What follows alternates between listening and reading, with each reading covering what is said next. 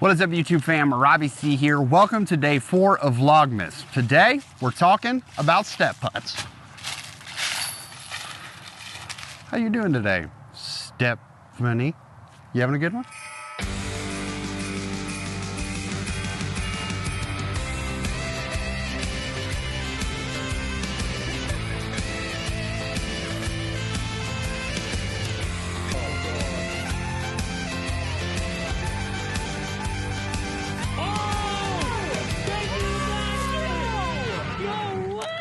Somewhere across the internet, it got noted that Robbie C hates step putts. Probably because in some form of media somewhere, I probably said that I think step putts should go away and then we should expand the circle. But so on second thought, I can probably understand why you got there. But regardless, I don't want to be one of those boomers or people that are saying like, oh, I just think everybody should learn how to putt. I don't think that's the case at all. If you want to add a step putt to your game, I think that it is completely valid to add it. And I actually think it comes with more complication trying to do an effective step putt versus working on a different putt or working on your standard putt to add more power to it to try to make that step putt range a little less necessary. Now, I'll be the first to say, as a push putter, once you get me beyond 50 or 60 feet, it's a little bit of a hope and a prayer trying to toss that thing up there to get it to fall and glide into the basket. So even my long distance sort of push putt from a certain range even has a little bit of a step to it. But I also saw a comment from someone over on my In the Bag podcast where we talked about step putting in that 34-foot range, where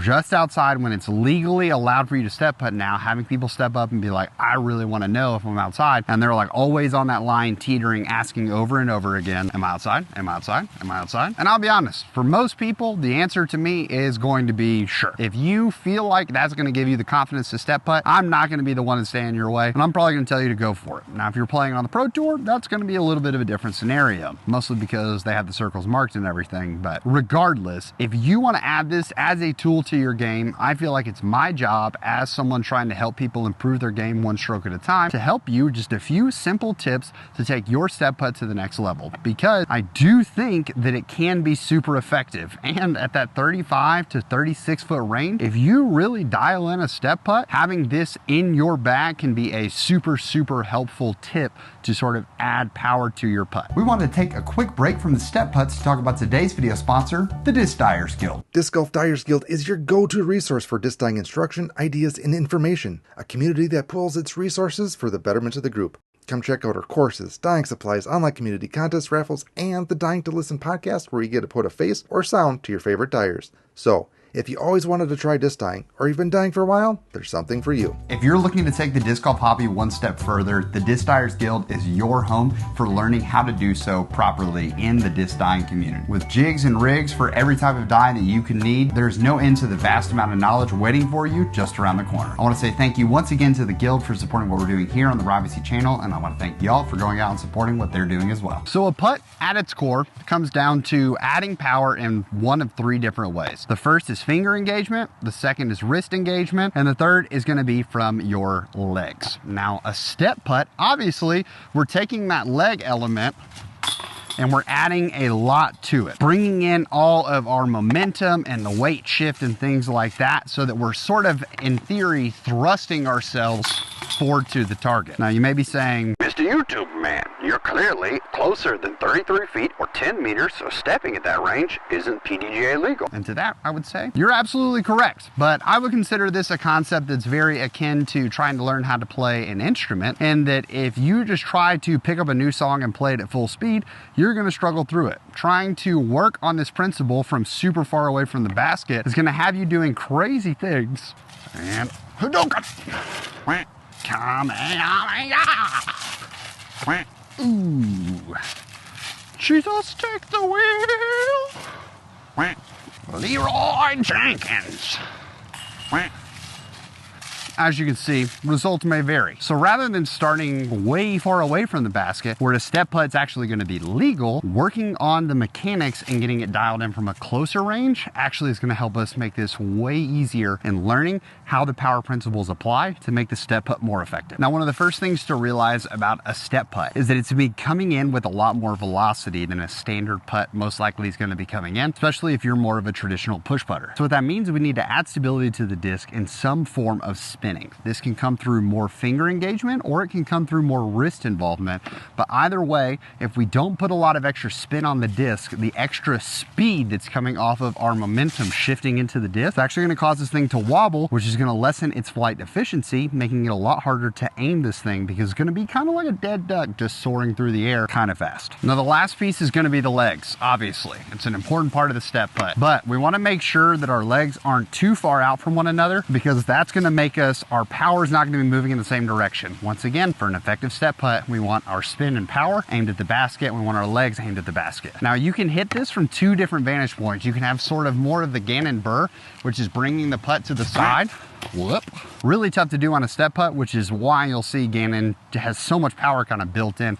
Doesn't even need the step. If he does, it's just an extra sort of added momentum, but not a full step through. It can be really hard to bring the disc offline back to online without feeling like you're just gonna rip it 1,000 miles over to the right. But in this scenario, I'm almost thinking like a runner on the blocks, ready to kick off on a race.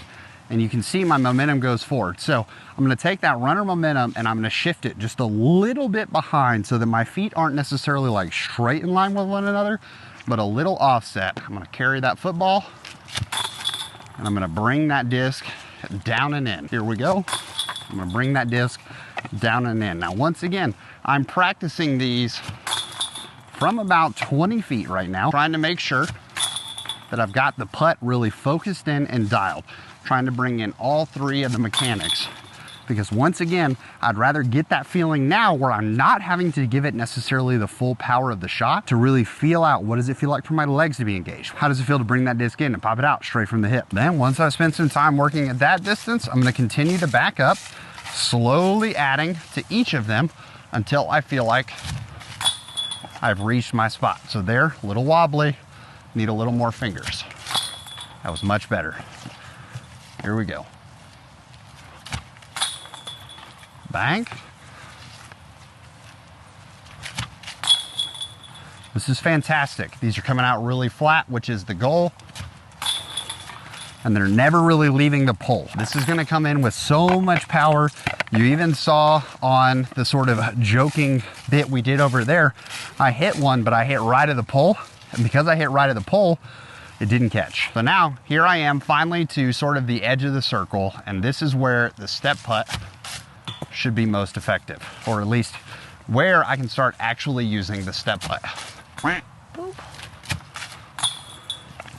Gotta feel out the height to it a little bit. Okay. Okay. I liked all three of those, or most of those, just a little higher than we necessarily wanted them to be.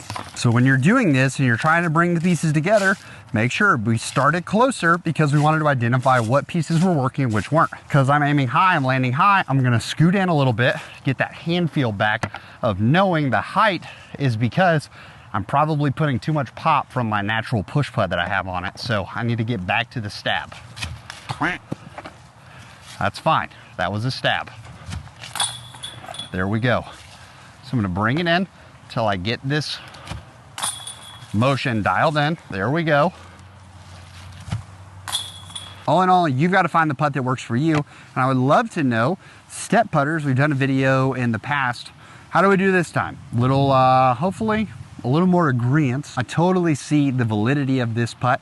I personally think that I can get a lot more consistency working on my putt, sort of a similar putt, trying to keep that tool dialed from multiple ranges versus a tool that I can only use from range. But like I said, the toolbox options, I can see where having this putt developed can be really, really helpful in a multitude of situations. So if this is something you've been interested in, I hope that there's a couple tips in here for you to sort of lean into. I know for me, truly the biggest one that makes a big difference is thinking about coming low to high and sort of having gravity, you have to fight it, versus just the ability to zoop, send the putter out. In the meantime, I want to say thank you so much for watching and tuning in to day 4 of Vlogmas. Make sure you check us out again tomorrow for day 5. But for now, I hope you have a fantastic rest of your day and you can make it fantastic for someone else too. But for now, we're going to leave you with the birdie.